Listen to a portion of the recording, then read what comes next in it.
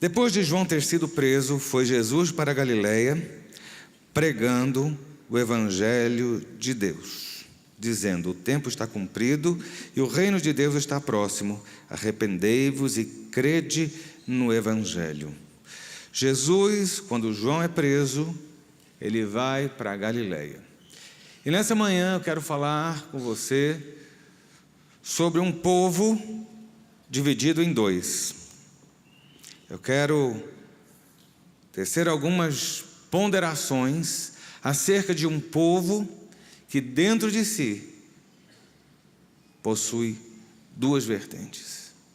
Nós temos o Senhor Jesus nascendo em Belém, uma cidade que fica a poucos minutos de Jerusalém. Quando eu falo poucos minutos, de carro dá 10 minutos, 15 minutos. Belém é quase que um bairro de Jerusalém.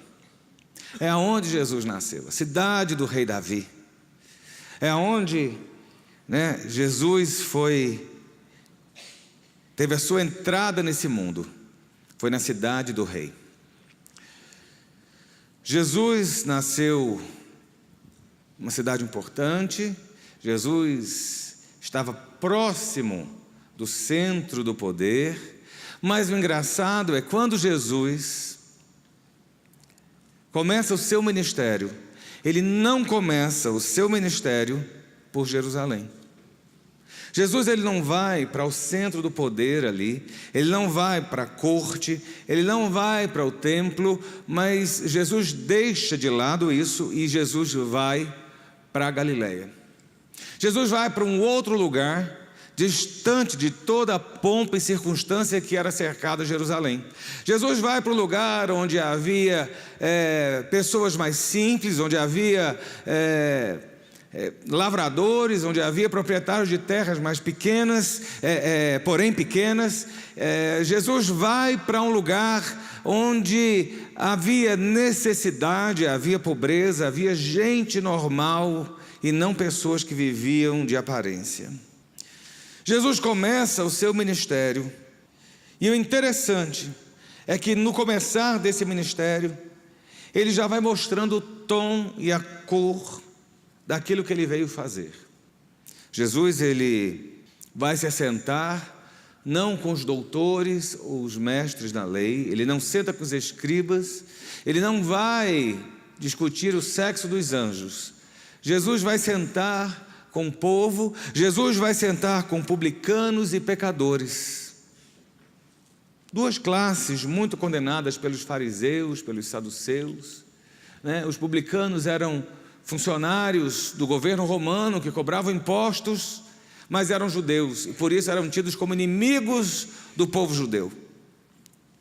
Os pecadores, não é porque eles estavam pecando, mas é porque os pecadores eram aqueles que eram considerados as pessoas que eram os judeus que não entendiam e não tinham um entendimento tão purista ou tão puritano dos fariseus. Então aqueles que não liam a cartilha dos fariseus eram considerados os pecadores.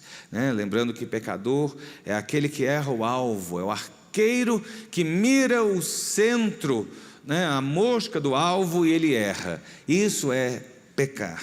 Então os pecadores estavam ali ao redor de Jesus, os publicanos e o povo.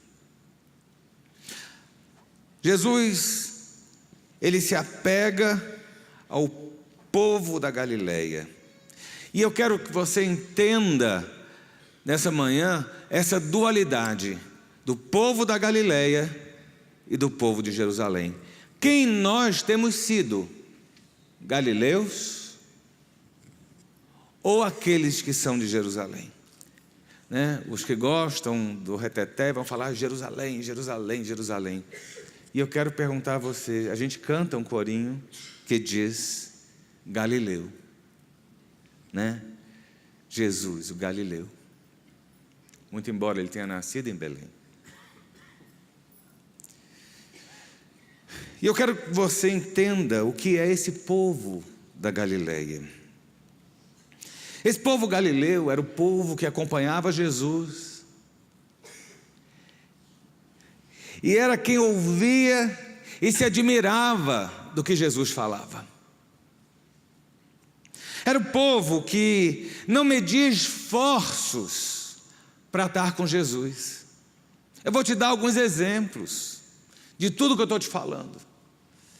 Eu tenho a mulher hemorrágica, o Walter cantou essa música da mulher hemorrágica, aquela que estava com hemorragia há 12 anos, e que Jesus a curou. O que ela fez? Ela se embrenhou por dentro da multidão, ela foi ali se comprimindo. Ela queria a bênção dela, não interessava a multidão, não interessava o que os outros iam pensar. Ela tinha um alvo fixo que era Jesus.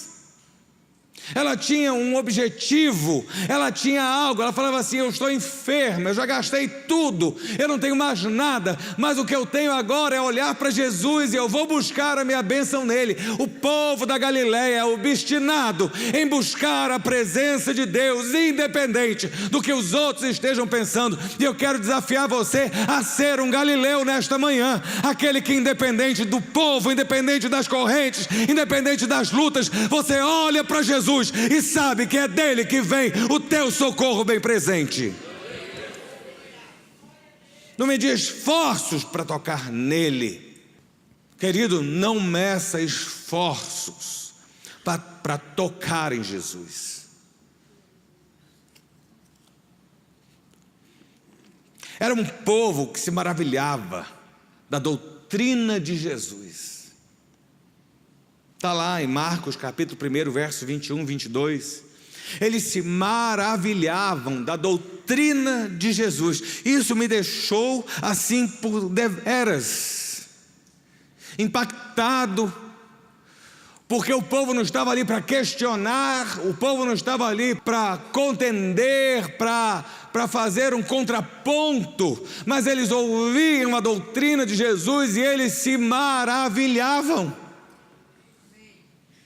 Eles estavam ali passivamente, recebendo, eles estavam ouvindo, bebendo e comendo. E o que nós temos que aprender com os galileus é que quando Jesus fala, a gente cala.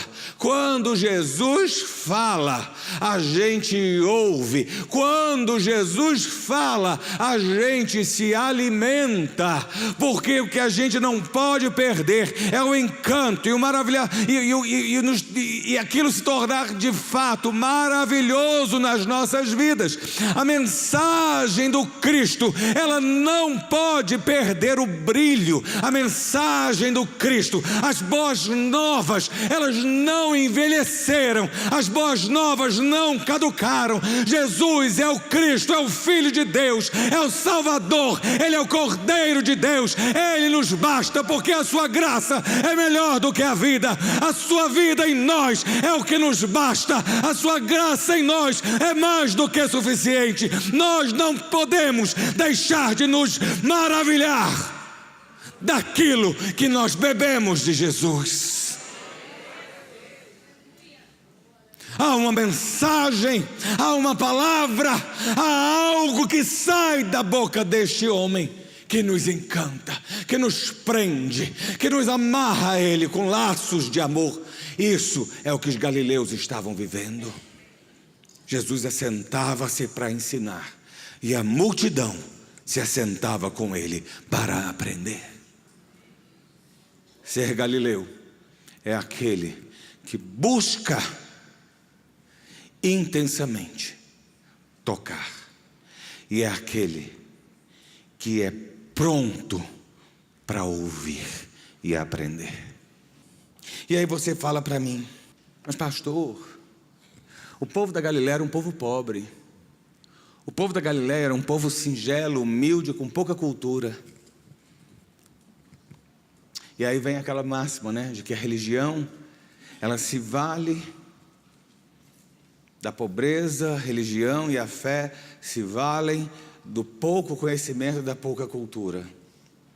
E é por isso que é fácil manipular, e é por isso que é fácil induzir, e por isso que é fácil cooptar. Não, pastor, Jesus curou uma mulher mendiga, Jesus curou o cego Bartimeu, que era um mendigo na rua, Jesus curava o endemoniado, era isso, era aquilo, e era só gente. Querido, vou só te lembrar uma coisa: Evangelho é para aquele que carece. Evangelho é para quem precisa.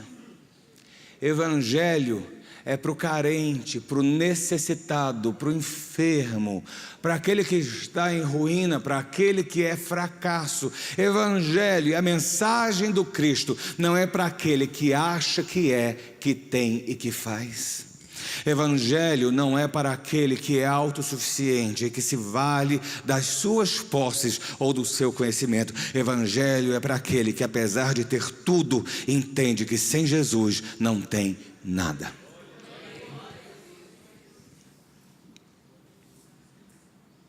E aí, como contraponto disso, eu vou citar a você alguém que não era o pobre da região, alguém que não era o carente e nem o miserável, e não era o mendigo de rua. Certa feita, Jesus chegava em Cafarnaum e ele encontra um grupo de pessoas que vem falar que o centurião daquela região estava com alguém enfermo na casa. O centurião não era qualquer um, era um preposto do império, era alguém que comandava um pequeno exército, era alguém que tinha autoridade e tinha recursos. Por que eu falo isso? Ele tinha recursos porque aquele centurião ajudou a restaurar a sinagoga da cidade. Não era qualquer um, era um benfeitor. Era um benfeitor, era alguém que tinha instrução, que tinha autoridade, que tinha comando, que tinha conhecimento e que tinha influência. Mas mesmo com a autoridade, com a condição, com a influência, com comando, houve uma situação na qual ele não conseguiu resolver. Queridos, a gente pode achar que tem, a gente pode até achar que sabe, e a gente acha que pode. E tem horas que a gente tem, a gente sabe e a gente pode. Mas vai chegar um momento no qual, mesmo podendo, sabendo, nós não temos como resolver. E foi o que aconteceu com aquele centurião. Aquele centurião tinha um empregado dele, tinha um funcionário dele, que lhe era muito caro, alguém que lhe era querido, que era importante na sua vida, na sua casa e no seu comando. E aquele servo estava enfermo. Lucas 7, nós temos esse relato. Tendo Jesus concluído todas as suas palavras dirigidas ao povo, entrou em Cafarnaum, e o servo de um centurião, a quem este muito estimava, estava doente quase à morte. Tendo ouvido falar a respeito de Jesus, enviou-lhe alguns anciãos dos judeus, pedindo-lhe que viesse curar o seu servo. Este, chegando-se a Jesus, com instância lhe suplicaram, dizendo: ele é digno de que lhe faças isto, porque é amigo do nosso povo, e ele mesmo nos edificou a sinagoga. Então Jesus foi com eles, e já perto da casa, o centurião enviou-lhe amigos para lhe dizer: Senhor, não te incomodes, porque não sou digno de que entres na minha casa. Por isso eu mesmo não me julguei digno de ir ter contigo, porém manda com uma palavra, e o meu rapaz será curado. Porque também eu sou homem sujeito à autoridade, tenho soldados às minhas ordens, e digo a este: vai, e ele vai, e a outro: vem, e ele vem, e ao meu servo: faze isto, e ele o faz. Ouvidas estas palavras, admirou-se Jesus dele, e voltando-se para o povo que o acompanhava, disse: afirmo-vos que nem mesmo em Israel achei fé como esta. E voltando para casa, os que foram enviados encontraram o servo curado. Nós temos alguém que tinha conhecimento, que tinha autoridade, que tinha condições, mas que sabia que perto de Jesus ele não era nada, e que sem Jesus ele não resolveria nada, e que por Jesus ele alcançaria a sua bênção e a sua vitória. Esses são os galileus. Mas aí a gente vai para Jerusalém. E eu quero que você saia nessa manhã fazendo a sua opção. Quem você quer ser? Né? De Jerusalém ou da Galileia? Qual o seu objetivo? Qual o seu objetivo de vida? Quando, no tocante à tua fé, no tocante ao teu relacionamento com Cristo, quem você tem sido e de que forma você tem se portado? Como Galileu? Ou você vai se portar ou tem se portado como aquele que é de Jerusalém? Jesus tinha encontros em Jerusalém sempre. Sabia disso? Os pais de Jesus subiam a Jerusalém todo ano, Maria, José e a família, no período da Páscoa. Ou você não sabia disso? Enquanto Jesus era criança, pequenininha, enquanto Jesus era tenro em idade, Jesus subia a Jerusalém. Jesus conhecia Jerusalém. E quando Jesus tinha 12 anos, os seus pais subiram com ele a Jerusalém. E Jesus some, né? Aparentemente Jesus se perde. E depois de algum tempo, os pais procurando, encontram Jesus com quem? Com os mestres e os escribas. Queridos, e às vezes eu bato tanto, parece que eu não quero que a gente se aprofunde. Quero. Mas entendendo que a nossa profundidade aqui, por mais profunda que ela seja, ela é rasa perto do conhecimento da grandeza de Deus. Nós não podemos perder a visão de quem nós somos perto de Deus.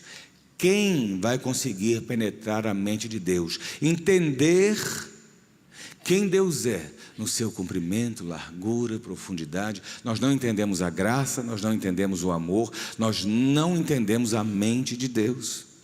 Aquilo que Ele revelou está aqui para nós. Mas o fato de nós mergulharmos aqui, por mais fundo que nós mergulharmos, continua sendo um mergulho raso, perto da grandeza do Deus que nós servimos. E Jesus estava com os mestres e os escribas, aqueles que ensinavam e aqueles que replicavam a Bíblia. Em vez deles ouvirem, e em vez deles estarem ali a beber ou sorver do Cristo, nós vemos eles fazendo outra coisa. Nós vemos eles, de uma certa forma, contestando, né? E ali os doutores ponderando. Jesus já estava, desde pequeno, desde sempre, quando se referia a Jerusalém, com gente discutindo com ele. Querido, eu não estou dizendo para você aceitar de maneira cega, obtusa, míope, aquilo que eu ou os pastores falamos. Nós não somos donos da verdade. Mas eu quero que você entenda que aquilo que Jesus fala com você, você fecha a boca e abre os ouvidos. O que nós encontramos em Jerusalém, quando Jesus volta em definitivo nos últimos dias para Jerusalém, no final da caminhada, Jesus, ele começa o seu ministério na Galileia e todo o ministério dele vai caminhando para Jerusalém, porque tinha que terminar em Jerusalém. Ele tinha que passar da Galileia para Jerusalém. Nos últimos dias, Jesus chega a Jerusalém. E Jesus chega de uma forma, né, tremenda. Qual é a forma que Jesus chega em Jerusalém? Montado num burrinho, com as multidões pegando palmas e dizemos: Hosana ao que vem em nome do Senhor. Está chegando o Messias que vai nos salvar. O povo da Galileia via Jesus como Messias, entendia quem Jesus era, mas a percepção do povo de Jerusalém era outra. O povo da Galileia, certa feita, Bartimeu, um cego, voltando um pouquinho, Bartimeu, um cego, estava sentado na estrada, quando passa uma multidão, e ele pergunta àquela multidão: quem está vindo? E a multidão diz: está vindo Jesus de Nazaré.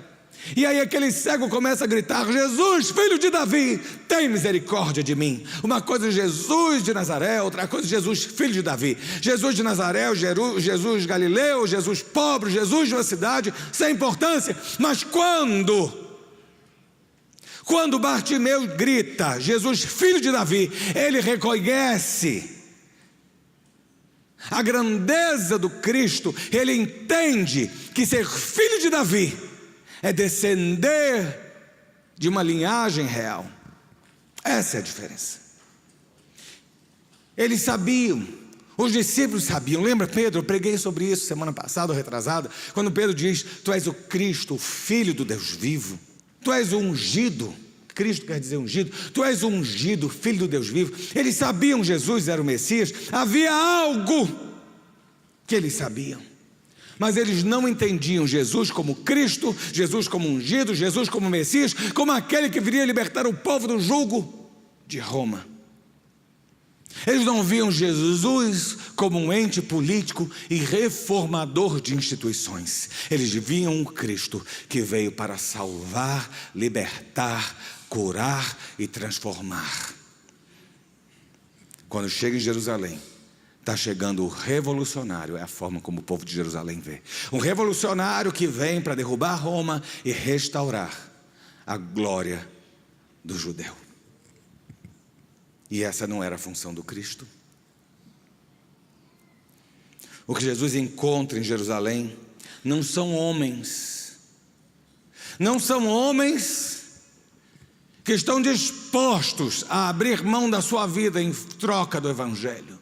Não são homens que estão dispostos a se despir de si mesmo, da sua capacidade, para tomar as vestes da humildade, pegar o jugo de Jesus, levar a sua cruz. Ele vê homens estufados e arrogantes. Ele encontra comerciantes da fé. Ele chega em Jerusalém e ele vê no templo uma horda de comerciantes. Ele vê aqueles que manipulavam e vendiam a fé.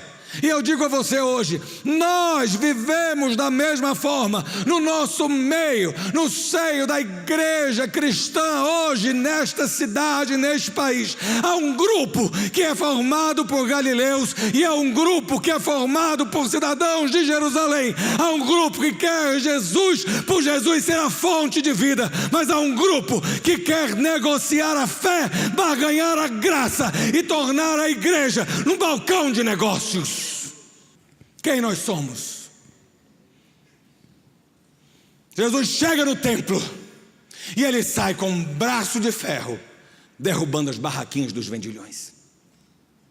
Jesus tem seus encontros em Jerusalém com os mestres. E o que me impressiona é que nos encontros do Cristo com os mestres de então, eles não estavam dispostos a ouvir. No encontro do Cristo com os doutores da lei, eles não estavam dispostos a ouvir. Eles não estavam com o coração ensinável. E aí eu tenho um contraponto de alguém que tinha mais influência do que qualquer mestre de Jerusalém, que era o centurião, que tinha humildade suficiente para entender que Jesus era acima dele. Já quando Jesus encontrava os mestres e os doutores da lei,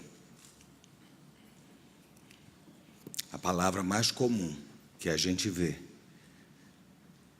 no tocante ao pensamento dos mestres e doutores com Jesus era uma só: eles estavam o tempo todo indignados com o ensino de Jesus.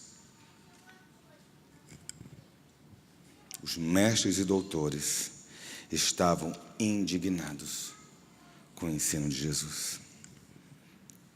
Hoje nós estamos vivendo esse tempo de mestres e doutores de Jerusalém. E temos que ter um coração, não aqui, mas um coração de Galileu. 2 Timóteo capítulo 4. verso 1. Paulo orienta Timóteo numa coisa: conjuro-te perante Deus e Cristo Jesus, que há de julgar vivos e mortos, pela sua manifestação e pelo seu reino. Prega a palavra, insta, quer seja oportuno, quer não, corrige, repreende, exorta com toda longanimidade e doutrina. Pois haverá tempo em que não suportarão a sã doutrina. Pelo contrário, cercar-se-ão de mestres, segundo as suas próprias cobiças, como sentindo coceira nos ouvidos, e recusarão a dar ouvidos à verdade, entregando-se a fábulas. O que acontece hoje no nosso seio não é só a questão dos falsos mestres, porque Jerusalém não era composta só por falsos mestres. Jerusalém não era composta só de sacerdotes que tramaram a morte do Cristo. Jerusalém não era composta exclusivamente de uma casta de fariseus e saduceus que comandavam a fé. Jerusalém era composta de gente que, quando Jesus entra com um burrinho no meio da cidade, aquela multidão dizia: Hosana ao que vem em nome do Senhor.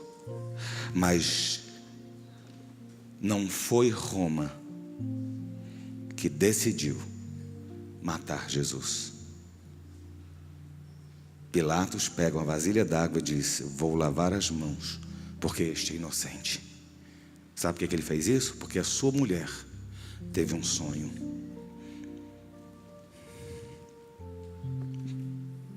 Tá? Aquela multidão em Jerusalém que aplaudiu Jesus foi a mesma multidão que, quando Jesus estava de um lado e Barrabás estava do outro, escolheu Barrabás e deixou crucificar Jesus.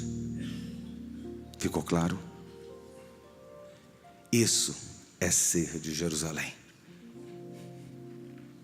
É não suportar a sã doutrina. É não querer beber da fonte de água pura. É querer. Evangelho não é um prato de iguarias. Evangelho muitas vezes é o remédio amargo, mas é o remédio amargo que salva a alma e leva o espírito para a eternidade ao lado de Jesus. Essa é a diferença. Então, quando você parar e pensar, pense direito. De que lado você está? Galileia?